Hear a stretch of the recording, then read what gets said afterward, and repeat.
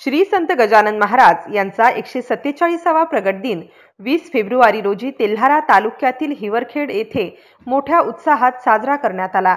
हिवरखेड शहरात वैराग्यमूर्ती ब्रह्मचर्य संतरूप म्हणून श्री काशीनाथ महाराज शेळके यांचे प्रेरणेने शंकर संस्थान देवळीवेसवरून 1952 पासून श्री संत गजानन महाराजांची पालखी दर गुरुवारी नित्यनेमाने निघते।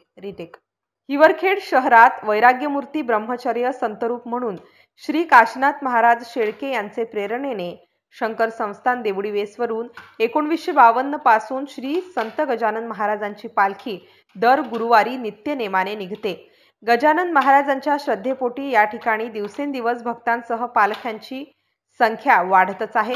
त्या अनुषंगाने 20 फेब्रुवारी रोजी श्रींच्या प्रकट दिनानिमित्ताने गावात तिरंगा नवदुर्गा उत्सव मंडळ, गजानन मानव सेवा समिती जुनी चावडी, मोठा महादेव संस्थान, न्यू गजानन मंदिर येथे भल्या पहाटेपासून रात्री 10 पर्यंत श्रींच्या भक्तांसाठी बेसन भाकरीच्या महाप्रसादाचे आयोजन करण्यात आले होते।